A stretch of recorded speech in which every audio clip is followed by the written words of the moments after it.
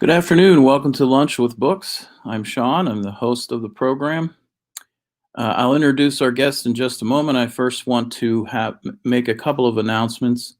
I hope you'll join us this Thursday at 6:30 p.m. as we continue the People's University live stream, The Struggle for Women's Rights, as our friend Anne-Marie LaFaso from WVU Law rejoins us to discuss the ERA, the Equal Rights Amendment, in its various incarnations over the years.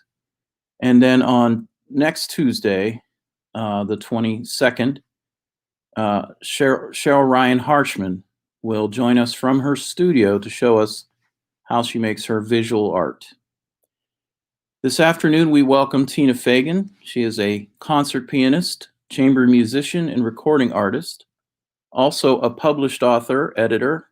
Her music editions are in print with several publishing houses. A faculty member at University of Pittsburgh and Carnegie Mellon University, Tina has maintained an active teaching studio since she was 14. Tina is a violinist as well and serves as principal second in Edgewood Symphony Orchestra.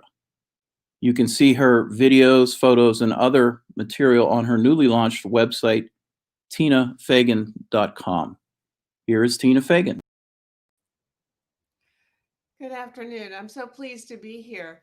Of course, I wish I could be in person with everybody, shake your hand and see your faces. But there's something special about this setup as well. I've done 4 live streams in the last 3 months, and it's been a very unique, interesting experience. It brings people close together, and I have friends who are attending this from all over the world today. So that's really nice. So thank you all for joining me. I've put together, I think, an interesting program. Some things I did in an earlier live stream, people have been asking me to please play again. Ave Maria and some other stuff. So I'm definitely going to include some of these beautiful things. The entire program is piano for the spirit. Everything is has beautiful melody, etc. So I'm going to start. I'm doing pairs of pieces, uh, two together. So I'm going to start with 2 Baroque pieces, Bach Largo from the Clavier Concerto Number 5. And also, I'm going to do a Scarlatti Sonata, which is very special to me. And I want to take a second and talk about that piece. I won't be really discussing the other pieces, but this is special. I go to this Scarlatti piece often, and it's an introspective conversational kind of piece. It's in binary form, 2 halves, each repeated, and the conversation changes the second time through, and is ongoing. And I never play the piece the same. So I want to invite you to listen to it in whatever way strikes you. You might want to just let it wash over you because all of these textures just make a beautiful blanket. Or perhaps you want to follow along the highest line and hear them how the other voices underneath it interact with it, and or listen to the bass line as it carries through. And there's beautiful interior lines. So please just listen to this with the freshest ears that you want. We're going to start with the Bach first, and then we'll do that Scarlatti.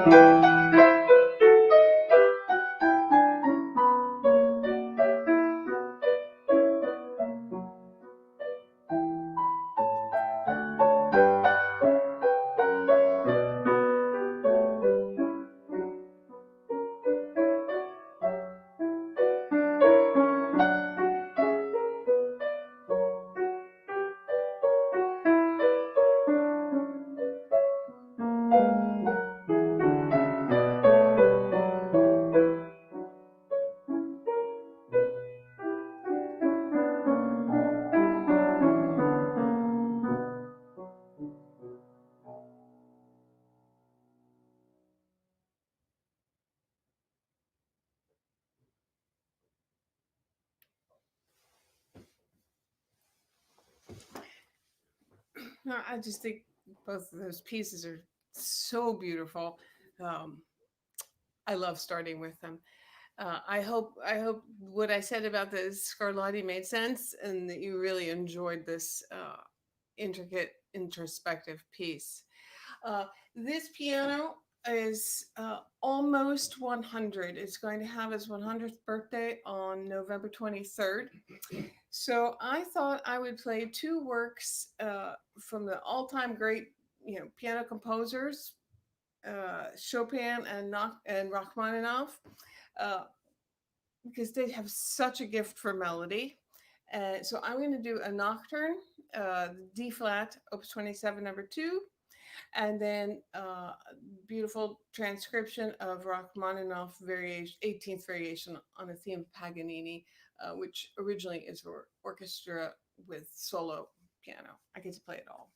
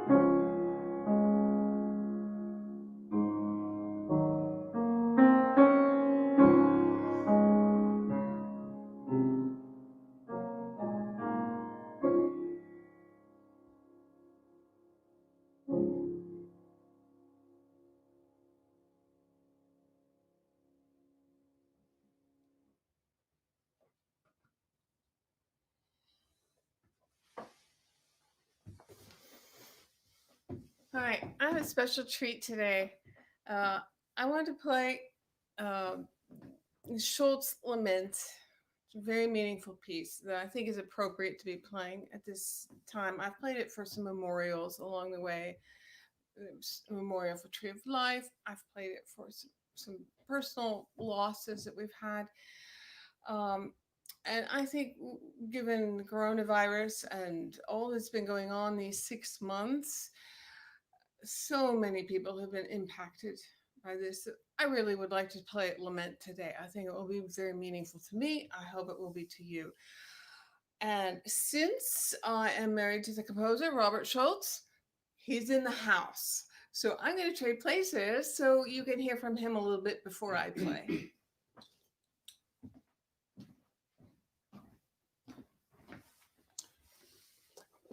Hello, I'm Robert, and I'm very pleased to be here with Tina today.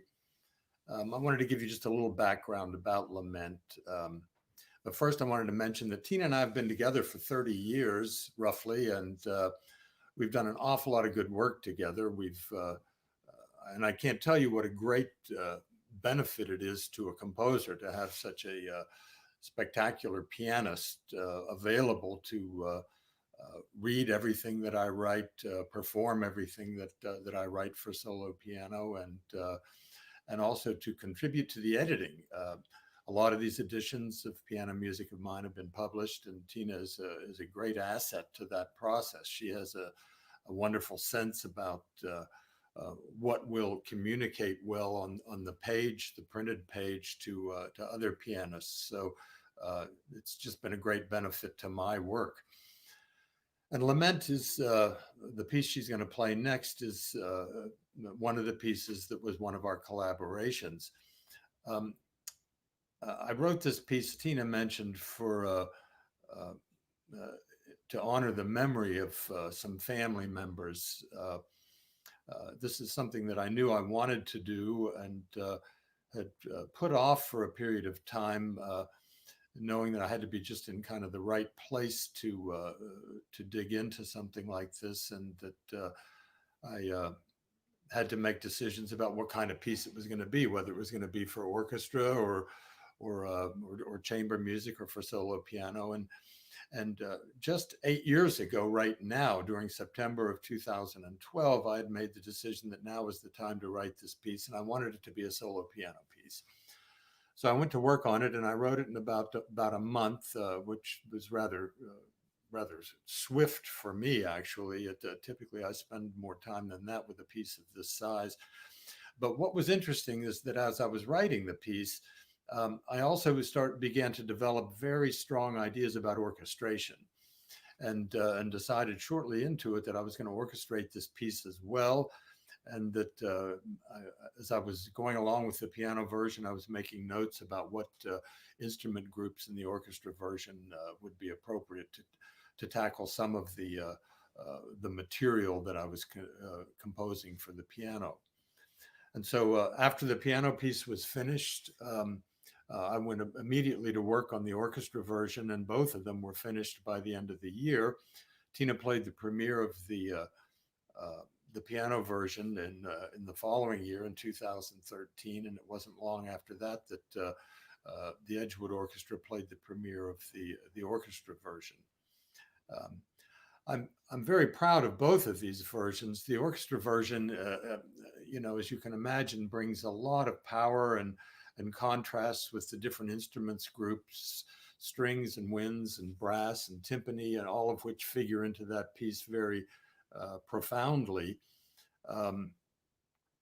But the piano version, and I'm always struck when I listen to Tina play this, is particularly expressive. There's a solo pianist, especially one of Tina's caliber, brings all of this incredible expression to the piece, and there's a great deal of flexibility, things that you can't do in a larger ensemble, but you can do when you're controlling everything. So Tina brings all of these special qualities to the piece, and but you might listen knowing that there's both versions of it now, both the orchestra version and the solo piano version, which you're going to hear now. You might imagine some of what you're going to hear in the solo piano version, how it fits for orchestra, and imagine some of the instruments that might control some of the sounds you're going to hear. So I'm very pleased that she included this in the program today. And so now let's bring Tina back to play Lament.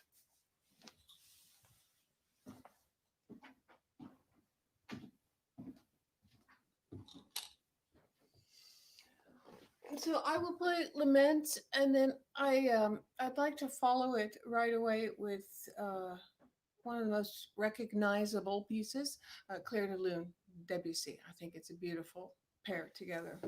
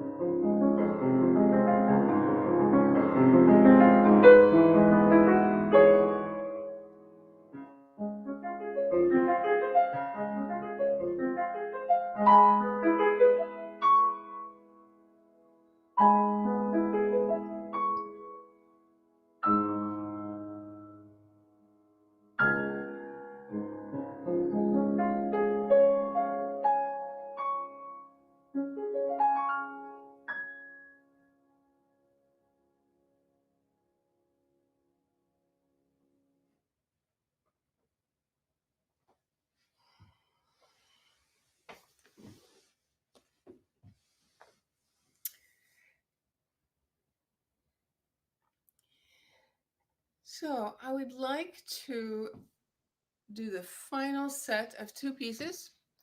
Um, Schubert Ave Maria for a dear friend of mine who I think is here today, who I know this means a lot to her. And also the very short aria Puccini, O mio babbino caro. Both of these songs are soulful, sincere, and really are songs. So I'm so glad to get to share them with you. So Schubert, Ave Maria, and then the Puccini.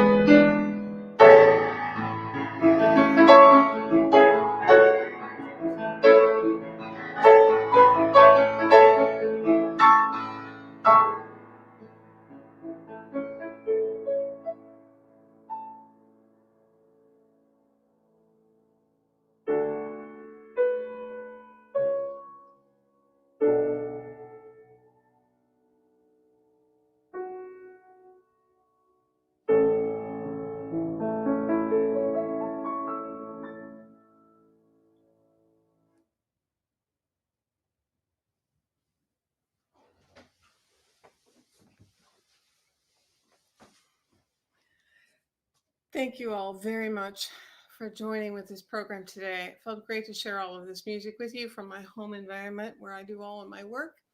I want to acknowledge all of these fabulous transcriptions, transcriptions of Robert's that he's been writing over many years. They come out of his 24 piano transcriptions book. It's been in print for many, many years. And I had hoped to be recording the ones that I haven't yet recorded in Atlanta over this last summer, but that program has to wait because we can't travel there yet. So it's been nice to get to just, try them out, share them with other people over this time. So thank you, Robert Schultz, for not only Lament, but all of those great transcriptions. And please have some fun and go to my new website. I just put it together. I had a coming soon sign for like several years, and then in August I had this flurry of activity in my house, and I went through all kinds of things and pulled out photos and scrapbook kinds of things. And so I'm really excited about the site. So do please go take a look. There's tons of stuff to listen to on the site, lots of performance videos. And you can see the publications if you're interested in those.